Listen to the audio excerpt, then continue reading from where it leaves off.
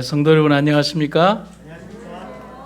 오늘 저는 여러분과 함께 봄은 이미 시작되었습니다 하는 제목으로 함께 은혜를 나누도록 하겠습니다. 지난 한 주를 보내며 드는 생각이 있었습니다. 오해하거나 노하지는 마십시오. 여러 가지 생각이 많이 들었지만 한 가지 제 마음에 드는 확실한 생각은 우리가 아직 하늘 들어가서 살 준비는 안 된 것 같다는 생각을 하게 됩니다. 그 이유는 저희가 안식일에 한 100명에서 120명 남짓 예배를 드리고 그렇게 큰 예배당이 아닙니다. 100평 정도에. 그 다음에 안교빠는 일주일에 한 번 모이고 반편성 이래봐야 한 10명 정도 모이는데 같이 하고 싶은 사람이 있고 같이 하기 좀 꺼려지는 사람이 있는 게 아직 이 문제도 우리가 해결이 안 되면서 하늘 가서 살 수 있을까라고 생각을 하니 주님이 조금 오시기가 곤란하실 것 같다는 생각을 합니다. 그런데 그 입장을 가만히 생각을 해보면 다 이해도 되고 또 그런 마음도 듭니다. 그러면서 부족한 목사의 모습에서 죄송한 마음을 드립니다. 하지만 우리의 삶에서 우리 모두가 다 한 사람도 빠짐없이 하늘에 가서 우리가 살아야 될 사람 아닙니까? 예. 오늘 제 양복이 어떻습니까? 예. 예, 감사합니다. 이 교회 와서 거의 안 입어봤던 이 색깔을 입으니 사람들이 아주 이렇게 좋다고 하는데 마음속 생각은 다 알고 있습니다. 왜 은갈치색을 입었을까라고 알고 있습니다.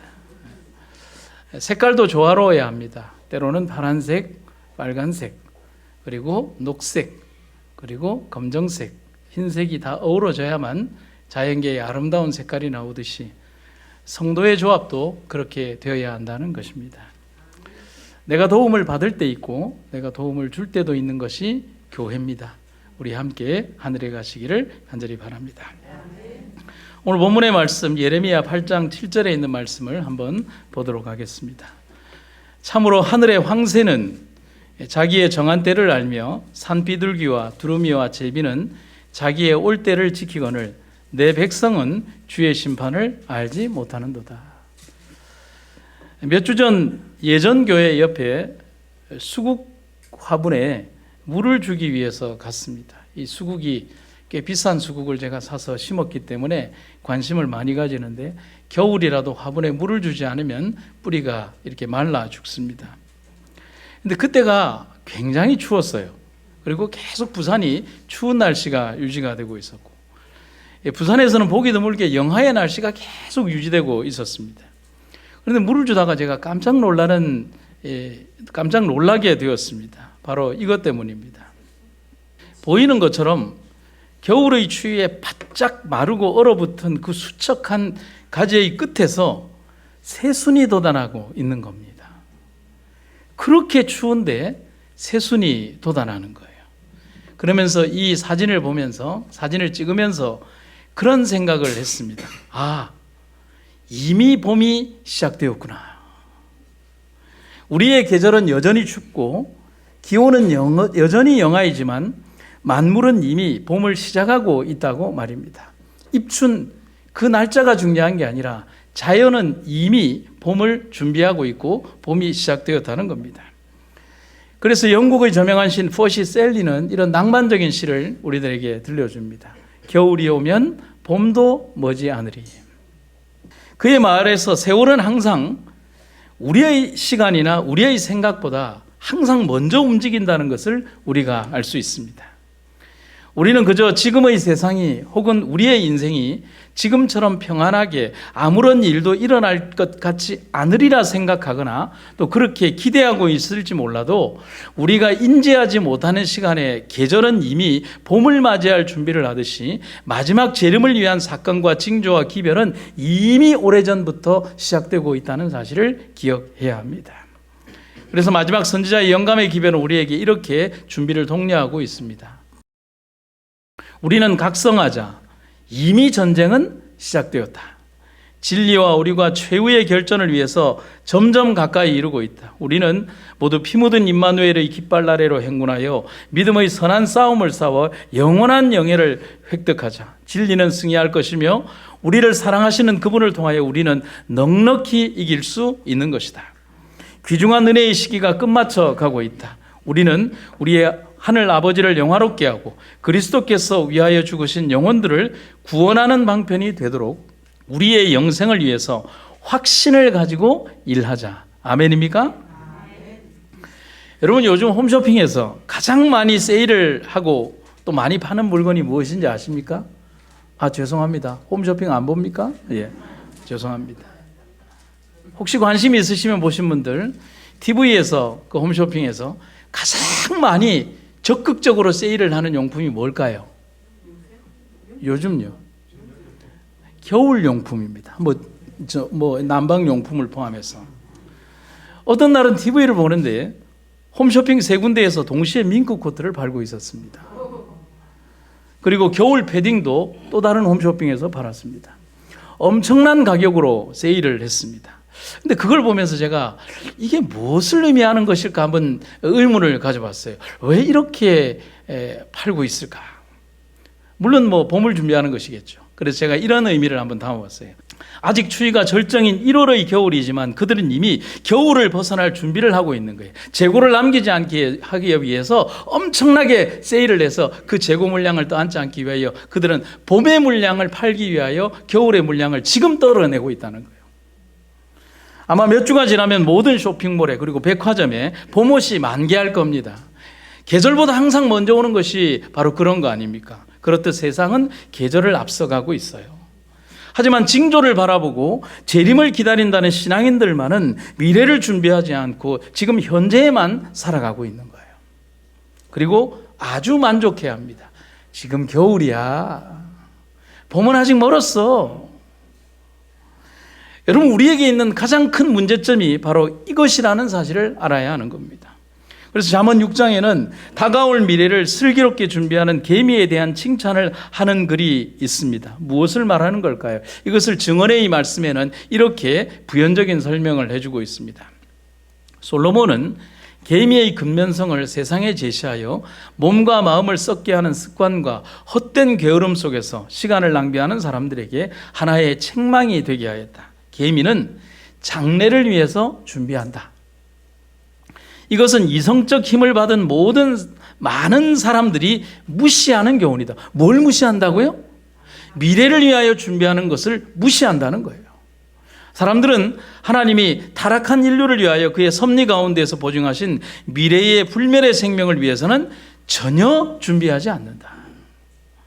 여러분, 우리는 지금 마지막 겨울을 지나고 있는지 모릅니다. 여러분, 오늘 우리의 이 겨울이 마지막 겨울이 될지 어떨지 아무도 모릅니다. 그리고 우리 인생의 다음 세대는 존재하지 않을지 모릅니다. 여러분, 이대로 있어서는 안 된다는 거죠. 계절이 훨씬 시간을 앞서가듯이 세대를 앞서는 시선으로 우리가 살아가고 주의 재림을 위하여 준비하는 여러분과 제가 되기를 간절히 바랍니다. 두 가지를 질문을 해볼까요? 봄은 언제일까? 여러분, 봄은 언제부터입니까? 입춘부터입니까? 복수초에 꽃이 피면 그때부터 봄일까요?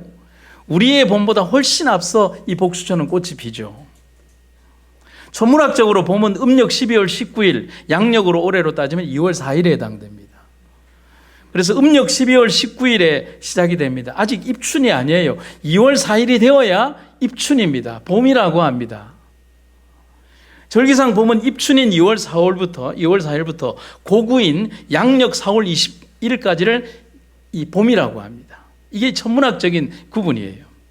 하지만 제가 이미 언급했듯이 실제 봄은 2월 4일보다 훨씬 일찍 시작된다는 거예요. 그리고 계절은 내가 기다리지 않아도 옵니다. 그래서 봄을 위한 준비는 훨씬 일찍부터 해야 한다는 거예요. 봄이 되어서 봄을 준비하면 그건 늦은 겁니다. 모든 계절의 원리가 그렇습니다. 그래서 우리는 준비하는 삶을 살아야 한다는 겁니다. 준비는 다가올 미래를 위한 행동입니다. 오늘, 현재, 그리고 종말이라는 시대를 사는 그리스도인은 다가올 미래를 위한 준비를 하며 항상 살아가야 한다는 거죠. 내 인생의 삶의 시간표가, 내 인생의 시간이 언제 멈출지 모른다 할지라도 그 시간으로부터 내 삶의 어떤 이정이 멈추어진다 할지라도 그 어떤 일이라도 거기에서 후회함이 없는 삶을 살아야 한다는 겁니다. 그것이 오늘 우리들의 삶이 되어야 하는 겁니다. 여러분, 제가 작년에 8월에 미국 일정을 가게 되면서 준비하는 것의 중요성을 새삼 깨닫게 되었습니다. 필요한 것을 기억력에 의존하는 것은 정말 위험한 거예요. 여러분, 이걸 믿으면 안 돼요. 절대로 믿으면 안 됩니다. 여러분, 제가 말씀드렸듯이 저희는 설교를 그냥 하지 않습니다. 제가 하는 토시 하나까지, 때로는 어떤 때는 관객들에게 아멘을 유도할 것이라고 하는 지문까지 다 써서 이렇게 합니다. 여러분, 설교자가 자기의 기억력의 설교를 하면 아주 사적인 얘기를 합니다. 그래서 철저히 원고를 써야 합니다.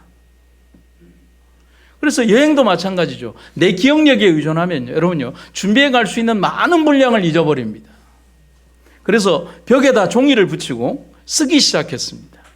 여권, 전자비자, 백신 증명서, 비행기 티켓은 물론 개인 소진 물품과 약들, 각양 필요한 준비물들, 설교 자료와 노트북과 충분한 배터리는 물론 정말 다양한 일들에 대비하기 위한 아주 개인적인 물품들을 전부 다 써나가기 시작했어요. 식사 대접을 받는 가정들마다 드릴 선물의 종류들도 다 달리했어요. 교회별 선물들은 물론이고 생존을 위한 자료도 준비했습니다. 한번 외국에 갔다 온 경험에 비추어 봤을 때 호텔에서의 아침 식사는 특히 미국에서는 너무 힘들었어요. 한 달간을 보내야 하는 일정에서 계속 빵과 버터를 먹고 견딘다는 것은 너무 힘든 겁니다. 그래서 회심의 준비를 했죠. 컵국수와 대망의 회심작 전투식량을 준비를 한 겁니다. 예. 이런 반응을 기대한 건 아닌데, 제가 기대한 거는 우리 목사님 불쌍해서 어떻게 하나 이걸 기대한 건데, 여러분들이 이렇게 아주 감격해 할 줄은 몰랐네요. 좀 더 불쌍하게 나와야 하는데. 예. 그런데 이 대망의 회심작인 컵국수와 이 전투식량은 정말 우리들이 거기에 가서 아주 좋았습니다. 이 물건들이 호텔 생활 중에 우리들을 가장 즐겁게 해주리라는 것은 상상도 못한 일이었습니다. 10만 원짜리 뷔페나 혹은 굉장히 값비싼 어떤 음식들보다도 이게 더 맛이 있었습니다. 일정이 진행되면서 이것뿐만이 아니라 저희들이 가지고 갔던 캐리어 안에서 기가 막히게 필요한 물품들이 나오고 또 나오는 거예요. 필요한 게 필요하면 리스트에 다 적어놨기 때문에 그게 그 작은 캐리어 안에서 계속 나오는 것입니다. 화수분처럼. 그런데 그렇게 준비하는 과정이 없었다면 아주 사소한 작은 것 때문에 치루었어야 될 불편은 상상조차 할 수 없는 일이었다는 겁니다. 하물며 저희들이 떠난 겨우 한 달의 일정에도 그런 철저한 준비가 필요한데, 여러분, 하늘을 향하여 가는 여정에 적당한 생각과 그런 마음으로 인생의 여정을 하늘까지 대충 갈 수 있다고 생각한다면 그것만큼 큰 오산과 오만이 어디 있겠냐는 사실인 겁니다. 영감의 기별을 한번 보도록 하겠습니다. 주님의 나타나심을 기다린다고 공언하는 많은 사람들은 세상적 이익을 얻기 위해 애쓰며 짐진 자들이다. 그런데 그들은 영원한 재산을 모른다. 그들은 영원한 만족을 주지 못할 것을 위하여 일한다. 그들은 양식이 아닌 것을 위하여 돈을 쓴다. 그들은 썩어질 것, 곧 세상에 그들이 쌓아놓은 재물로 만족하려고 애쓴다. 그리고 그들은 영생을 위해 준비하지 않는다. 그러나 사실 이것이 그들의 첫째가는 실제적이고 유일한 삶의 과업이 되어야 하는데 말이다. 무엇이 우리 인생의 가장 첫 번째 우선순위가 되어야 할까를 생각하는 시간이 되기를 간절히 바랍니다. 여러분들이 지금 하고 있는 그것입니까? 영감의 기별은 분명히 우리에게 이렇게 말하고 있습니다. 여호와의 큰 날이 가깝고도 심히 빠르도다. 복음의 신을 신고 지체 없이 행진하도록 준비하자. 매 시간, 매 분이 중요하다. 우리는 자아방종에 낭비할 시간이 없다. 또한 지금의 우리는 재림을 위하여 준비하고 있지 않으며 심각한 영적 상실의 시대라고 경고하고 있습니다. 그리스도의 재림이 가까웠음을 아는 이 지식이 힘을 잃음으로 우리가 부주의하고 태말하여 무력 상태, 즉 현실에 대한 무감각과 무관심에 빠지지 않도록 해야 한다. 여러분 그 뒤에 빨간색 글씨를 잘 보세요. 우리가 잠들게 되면 비현실적인 세계에 처하여 주변에서 일어나는 일들을 느낄 수 없게 된다. 다시 한번 읽을까요? 제가 실수했죠? 노란색 글씨. 우리가 잠들게 되면 비현실적인 세계에 처하여 주변에서 일어나는 일들을 느낄 수 없게 된다. 그리고 그 뒤에 이렇게 심각한 글이 있어요. 주변이 온통 빛나는 진리의 빛이 있음에도 불구하고 그것을 느끼지 못하는 사람들이 있다. 그들은 원수의 마술에 걸려 있으며 그의 세력에 사로잡혀 있다. 그들은 머지않아 이 세상에 닥칠 큰 날을 위하여 준비하고 있지 않다.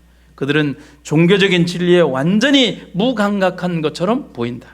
깨어있는 성도들은 없는가? 밤이 오면 또한 아침도 올 것을 깨닫는 사람들은 잠자고 있는 동료들을 깨우기 위하여 지칠 줄 모르는 열성으로 일해야 한다. 언제요? 지금이 그렇다는 겁니다. 여러분 무감각과 무관심에 사로잡히고 영적 잠에 취하면 시간을 잃어버립니다. 우리의 시조를 Signs of Times라고 합니다. 시대의 징조라는 거죠. 곧 시대의 표적과 이정표를 볼 수가 없다는 거예요. 영적 장님이 된다는 거예요. 그런데 보더라도 느끼지 못하게 된다는 겁니다. 노아의 기별은 120년 동안 울려 퍼졌지만 그들의 무감각이 그들을 멸망하게 만들었습니다. 메시아의 기다림을 수천 년 동안 되뇌인 율법학자들은 그들이 탐욕과 권력 그리고 세상 속에 타락할 때 예수를 보고 그의 기적을 보고 그의 말씀을 들으면서도 외면하고 스스로 버려지는 운명을 택했습니다. 예수님이 직접 그들이 그렇게 읊조리고 되뇌이던 말씀 속의 그 주인이, 그 율법의 주인이 그들 곁에 왔는데도 그들은 인정하고 싶지 않은 거예요. 보면서도 알지 못하는 거예요. 아까 읽었잖아요. 주변이 온통 빛나는 진리의 빛이 있음에도 불구하고 느끼지 못한다. 여러분 이거 얼마나 무서운 거예요. 그런 운명이 우리의 운명이 아닐 것이라고 자만하거나 착각해서는 안 됩니다. 그 운명이 우리의 운명이 될 수 있다는 겁니다. 기억하십시오. 이미 봄은 시작되었습니다. 여전히 모르고 있다면 우리는 바로 영적 봉사요 그리고 영적인 잠에 취한 사람들임을 기억하시기를 간절히 바랍니다. 두 번째는요. 계절은, 시간은 우리가 생각하는 시간보다 훨씬 빨리 앞서간다는 겁니다.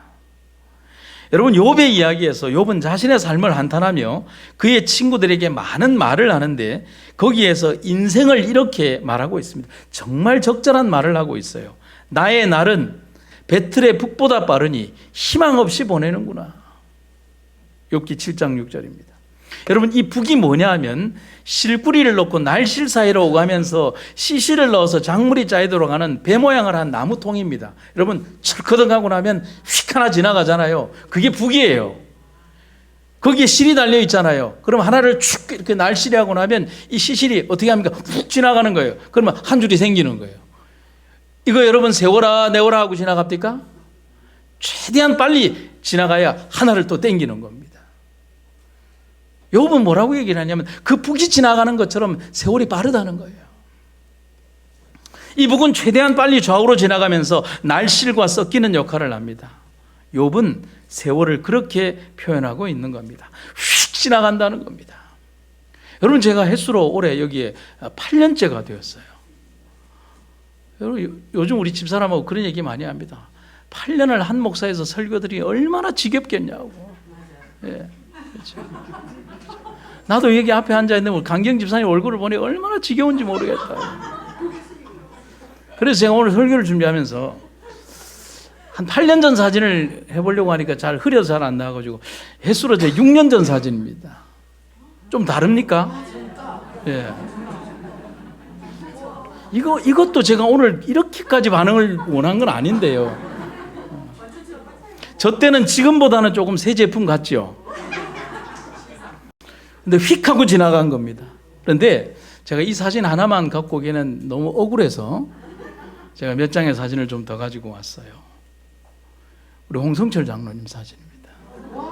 예. 근데 별 차이가 없어요. 예. 그 다음에요. 매실보육원에 우리가 갔던 사진들입니다. 예. 그 다음에 우리 김한식 목사님 사진인데 머리 모양이 많이 다르죠? 예. 그 다음에 우리 선교에서 놀러 갔던 우리 꽃밭에 갔던 사진들입니다. 예. 예. 꽃을 2개 달고 계신 분이 수석 집사님이 된 분입니다. 예. 흘러간 사진 속에 있는 그 영상들이나 그 그림들을 보면 오늘의 우리가 얼마나 많이 세월을 보냈는가를 짐작할 수가 있습니다. 참 빨리 지나갔어요. 그렇게 빠르게 지나간 세월은 다시 저만큼의 세월을 달려갈 준비를 하고 이미 달려가고 있다는 거예요. 여러분, 제가 6년, 7년 전의 사진을 보고 있지만 이미 내 인생의 세월은 이미 6년, 7년의 세월을 앞으로 달려가고 있다는 거예요. 그 조금 이대가 나옵니다. 세월은 그런 거예요. 요즘 세월을 지나면서 배우게 되는 교훈은 계절은 우리가 생각하고 예측하는 시간보다 훨씬 더 빠르게 지나가고 그리고 훨씬 앞서간다는 겁니다. 그처럼 신앙의 계절도 우리 인생의 시간과 결코 다르지 않게 흘러간다는 것을 여러분 알아야 합니다. 여러분, 하는데 이만큼의 세월이 지나는 겁니다. 잠시 한눈 팔면 주님을 위해 일할 시간을 놓쳐버리고 우리는 인생의 막다른 길에 들어서게 되는 겁니다. 그래서 바울이 우리에게 말하죠. 세월을 아껴라. 때가 악하다는 의미심장한 권면을 하는 이유가 그겁니다. 여러분, 세월을 하찮게 생각하거나 가치 없게 사용하게 될 때 시간은 우리가 생각하는 것보다 훨씬 빠르게 저 앞서 가버리고 우리는 떠나간 시간을 아쉬워하고 후회하게 된다는 겁니다. 여러분, 열천이의 비유에서 보면 우리는 시간에 대한 교훈을 이 열천이의 비유의 이야기에서 조금 다르게 생각해 볼 수가 있습니다. 예, 글이 너무 많아서 제가 빨간색 글씨만 좀 보도록 하겠습니다. 밤이 늦도록 신랑이 오지 않자 처녀들은 모두 졸다가 잠이 들었다. 그런데 한밤중에 갑자기 신랑이 온다. 어서 나와 신랑을 맞이하여라 하고 외치는 소리가 들렸다. 오늘 우리는 열처녀의 이야기에서 조금 다른 부분으로 좀 보고자 합니다. 그들은 모두 신랑이 자신들의 생각보다 훨씬 더 늦게 오리라고 생각했다는 겁니다. 그들은 모두 신랑이 지체하는 현실 앞에서 자신들이 지금 졸고 있어도 되는 충분한 지체가 있을 것이라고 기대하며 다 잤다는 겁니다. 여러분, 한번 질문해 볼까요? 그럼 신랑은 언제 왔을까요? 여러분, 신랑이 언제 왔죠? 아주 특별한 시간을 정하고 있지 않죠? 그들이 잠들자마자 왔을까요? 히브리어의 관습에 보면 유대인들의 등불은요, 그 기름 종자유를 담을 수 있는 시간이 한계가 있어요. 길어야 30분이에요. 그 30분 이상의 기름을 담을 수 있는 그게 되지를 않아요. 특별히 휴대용 그 랜턴에 있어서는. 신랑은 언제 왔을까? 그들이 잠들자마자 왔을까? 아니면 그보다 훨씬 오래 왔을까? 성경은 답을 하지 않아요. 이 이야기에서 왜 답을 하지 않는가? 그건 중요하지 않은 거예요. 오늘 설교에 있어서. 아까 기억을 되짚어본다면 잠에 취한다는 것은 시간을 인지하지 못한다는 것을 말하기 때문입니다. 그게 중요한 거예요. 10사람이 모두 신랑이 오는 시간을 알지 못한다는 것을 보면 그들은 아주 깊이 잠들어 있었다는 사실을 말하는 것입니다. 감람산에서 예수께서 기도하실 때 예수님의 시간과 제자들의 시간이 똑같이 흘렀습니까? 아니면 예수님의 시간과 제자들의 시간은 다르게 흘렀습니까? 예수님의 시간과 제자들의 시간은 다르게 흘렀어요. 주님의 시간은 피와 땀으로 범벅이 되었고 제자들의 시간은 아무것도 인지하지 못하는 잠의 시간으로 그냥 흘러갔다는 거예요. 버려졌다는 겁니다. 그래서 여러분, 몇 가지를 생각을 해봅시다. 우리가 영적 잠에 취하는 순간, 첫 번째, 우리는 흐르는 시간을 인식하지 못합니다. 두 번째, 우리가 영적 잠에 취하는 순간 주변의 상황을 인지하지 못하게 되는 겁니다. 주변이 빛으로 환하게 밝을지라도 우리는 느끼지 못한다는 겁니다. 결국 이것은 무엇을 말하는 것일까? 무감각의 상태에 빠지면 아무리 좋은 기별이 있어도 소용이 없다는 겁니다. 시대의 징조가 아무리 정확히 예언하고 보여주어도 그것을 징조라고 생각하지 않는다는 거예요. 여전히 그들의 삶은 누가복음의 표현과 똑같은 종말을 맞이한다는 겁니다. 사람들은 노아가 배에 들어가는 날까지 먹고 마시고 장가가고 시집 가다가 홍수가 나자 모두 멸망하고 말았다. 여러분, 여기에서 먹고 마시고 장가가고 시집 가는 것 자체를 하나님께서 혼내는 게 아닙니다. 하나님께서 그들에게 경고한 기별들에 대하여 무관심한 채 오직 그들의 삶에만 몰두하고 있는 그들의 삶을 지적하고 있다는 겁니다. 여러분, 그래서 제가 이렇게 한번 써봤어요. 노아의 기별은 120년간 울려 퍼졌고, 그 다음 뭐라고 해놨습니까? 제가 120년을 앞서간 기별이었습니다. 아멘입니까? 기억하세요. 노아의 기별은 120년 뒤진 기별이 아니라 120년을 앞서간 기별이에요. 하나님의 기별은 이 역사의 어떤 것보다도 앞서간 기별입니다. 하지만 사람들은 그런 반복된 기별에 대해서 무감각해졌고 이미 보여주신 기별을 오히려 시대에 뒤떨어진 감각과 기별이라고 천대하는 겁니다. 오늘날 기독교를 대하는 많은 사람들이 그렇게 하잖아요. 재림 신자들이 그렇잖아요. 하나님의 재림에 대하여 누가 그렇게 예전처럼 준비하고 있습니까? 그런데 결국 결과가 무엇입니까? 8명의 노아 가족들과 그들이 천대했던 짐승들 위에는 모든 생명체가 다 사라지게 된 겁니다. 과연 누가 더 시대에 뒤떨어진 기별을 가졌습니까? 산자입니까? 죽은 자들입니까? 그래서 이 마지막 시대를 어떻게 살아가야 되는지에 대해서 영감의 글은 이렇게 권면합니다. 1분 1초에 영원한 결과가 내포되어 있다. 우리는 언제 부름을 받든지 봉사할 수 있도록 준비하고 있는 비상대기병이 되어야 한다. 지금 도움이 요구되는 사람에게 생명의 말씀을 전할 기회가 있지만 그런 기회가 다시 주어지지 않을런지도 모른다. 조금 띄어서요. 우리의 태만으로 인하여 그 사람이 주를 만날 준비를 갖추지 못할 수 있다. 그렇게 된다면 큰 심판날에 우리가 하나님께 뭐라고 대답하겠는가? 1분 1초에 우리의 영원한 결과가 내포되어 있습니다. 여러분, 저는 여러분들에게 이런 말씀을 드리고 싶습니다. 우리의 시간은 영원하지 않다는 겁니다. 아무리 느리고 싶어도 시간은 늘어나지 않아요. 그래서 혹자는 말합니다. 시간은 너무나 냉정하고 엄격한 심판자라고 말합니다. 그래서 증언의 말처럼 1분 1초에 우리의 영원한 결과가 내포되어 있다는 말씀을 잊지 마시기를 간절히 바랍니다. 꼭 기억해야 하는 말이며 우리의 사명을 일깨우기도 하는 말이기도 합니다. 우리 인생에 허락된 시간은 아주 빠르게 흘러가고 있습니다. 줄어드는 모래시계처럼 한 공간은 비어가고 우리가 사용한 시간은 많아지고 있습니다. 사용한 시간이 많은 만큼 우리가 사용할 수 있는 우리의 시간은 줄어들고 있다는 사실을 왜 우리는 인정하지 않습니까? 여러분, 제가 오늘 이 새벽에 설교를 좀 마감하면서 시간에 대한 생각을 이렇게 한번 글을 적게 되었습니다. 이렇게 좀 말씀을 드리고 싶습니다. 가장 값지게 시간을 사용해야 할 때는 지금입니다. 아낌없이 나의 재능과 재물과 시간을 내 의지로 하나님을 위하여 사용할 수 있을 때 우리는 가장 훌륭하게 하늘을 위하여 준비하는 것입니다. 더디 오라, 조금 늦게 오라 종말이여, 나의 때가 아니어라 아무리 외쳐도 내 인생은 마감이 있습니다. 오늘 돌아가서 지나가는 앨범 속 여러분들의 사진을 한번 보십시오. 얼마나 많은 시간이 흘렀는지를. 그리고 인정하십시오. 그때로 돌아갈 수는 없음을.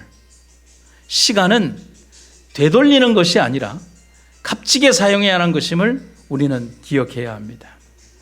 아직 우리가 가지지 않은 미지의 시간 속 바로 저곳에 우리 인생의 가장 아름다운 천년기가 예비되어 있다는 사실, 그것을 기억하는 여러분과 제가 되기를 간절히 바랍니다. 오늘 제가 말씀을 마치면서 어떤 글을 읽다가 보니까 어느 의과대 학생의 글이라고 하는 이 글을 발견하게 되었습니다. 이름을 모르는 한 의과대 학생이 자신이 첫 해부 실험 실습을 하게 되면서 느꼈던 자기의 느낌을 글로 담담히 표현한 내용인데 우리가 한번 들어봤으면 하는 내용입니다. 새 학기가 시작되고 해부학 첫 실험 시간에 해부실로 들어갔다. 해부 도구와 수술용 고무장갑 그리고 비닐로 된 앞치마에 흰 실험복까지 갖춰 입고 실험실의 문을 여니 거기에는 실험 때마다 한 구씩 모두 32구의 시체가 놓여 있었다. 시체의 피부를 벗기는 것이 첫 해부학 실험 시간의 과제였는데 그 작업을 하는 동안 그것이 단지 시체일 뿐 사람이라는 생각이 전혀 들지 않았다.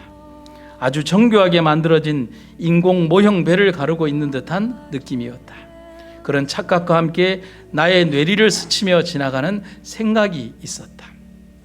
그래, 이 사람들도 살아있었을 때는 모두 자기 자신이 세상에서 가장 잘났다고 생각하며 살았겠지. 돈도 있었고 명예도 있었고 사랑도 있었고 또 죄를 짓고자 하는 사악한 마음도 있었겠지.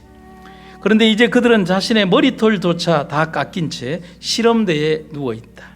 부끄러움도 없이 발가벗긴 채로 말이다. 이제는 옷이 아니라 피부가 벗겨지고 근육이 잘리고 내장이 도려내지고 뼈가 추려진다. 그것도 이제 막 공부를 시작한 신출내기 의사 지망생에 의해서 말이다. 이 아주머니의 얼굴에 평생 동안 발라졌던 화장품은 얼마어치나 되었을까? 저 아저씨는 저 손으로 얼마나 많은 돈을 만졌으며 그것으로부터 얼마만큼의 만족을 얻었을까? 그 순간 갑자기 이런 질문이 떠올랐다. 지금의 나 자신과 이 시체들 사이에는 도대체 무슨 차이가 있는가? 그것은 참으로 대답하기 어려운 질문이었다. 굳이 차이점을 찾는다면 그들은 죽었고 나는 살아있다는 것이다. 그렇다면 나는 지금 대체 무엇을 위해 살고 있단 말인가? 우리가 살아있지만 삶과 죽음의 차이가 그리 멀지 않다. 죽은 자와 산 자의 차이는 산 자는 뭔가를 할 수 있는 기회가 아직도 주어졌다는 것이다. 이렇게 빠른 인생을 사는 동안 과연 우리는 무엇을 위해서 살아야 할 것인가? 죽은 자와 산 자의 차이는 산 자는 뭔가를 할 수 있는 기회가 아직도 주어졌다는 것이다. 이 무명의 의대생의 글에서 우리는 우리에게 주어진 인생의 가치가 지금이 얼마나 소중하며 지금이 내게 가치가 있으며 바로 이 순간만이 내 영혼의 가치를 결정한다는 것을 배워야 합니다. 하지만 우리는 여전히 이미 진행되는 계절의 변화를 알아차리지 못하거나 아니면 외면하고 살아가고 있는지는 모르겠습니다. 슬픈 일입니다. 오늘 처음 읽었던 예레미야 선지자의 기별을 다시 그런 의미에서 읽도록 하겠습니다. 참으로 하늘의 황새는 자기의 정한 때를 알며 산비둘기와 두루미와 제비는 자기의 올 때를 지키거늘 내 백성은 주의 심판을 알지 못하는도다. 이 의미를 이해하시겠습니까? 미개하다 생각하는 생명체와 작은 짐승들도 때와 시기를 안다고 했습니다. 그런데 사람만 모릅니다. 그것은 슬픈 일입니다. 이제 출애굽의 나팔이 울릴 시간입니다. 옷을 입고 출정 준비를 하고 세상이 아닌 하늘을 위한 준비를 마쳐야 합니다. 경성과 수고와 고난의 기나긴 밤은 거의 지나갔다. 그리스도께서 곧 오신다. 준비하라. 하나님의 천사들은 그대 자신과 땅 위의 사물들로부터 그대를 떼어내기 위해 노력하고 있다. 그들의 수고가 헛되지 않게 하라. 믿음, 살아있는 믿음이 그대에게 필요하다. 사랑으로 역사하고 영혼을 정결케 하는 믿음이 필요하다. 갈바리와 그곳에서 인간을 위해서 치러진 장엄하고 무한한 희생을 기억하라.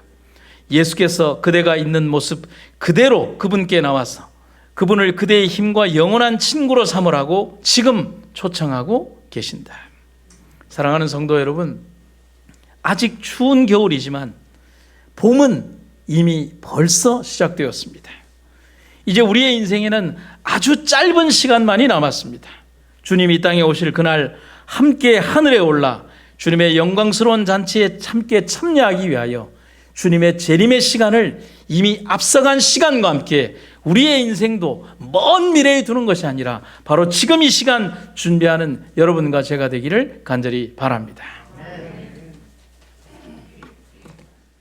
사랑과 은혜가 충만하신 아버지 하나님, 우리를 너무 사랑하셔서 우리를 지금까지 인도하시고 영원한 하늘에까지 우리를 이끌어 주시니 감사합니다. 우리 달려가는 이 삶의 어떤 여정에서도 주님을 떠나지 않게 하시고 마지막 목적지인 하늘에까지 이르도록 도와주시옵소서.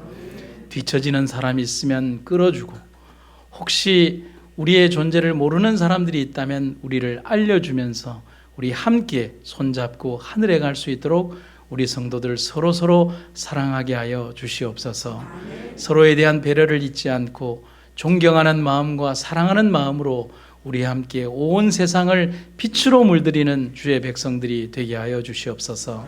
세상이 우리에게 주의 재림의 시간을 계속적으로 알려주고 있을 때 우리의 눈과 마음이 열려서 하나님의 시간을 바라볼 수 있도록 도와주시고, 언제 어디서든지 주님의 아름다운 아들과 딸로 살아가는 우리가 되게 하여 주시옵소서.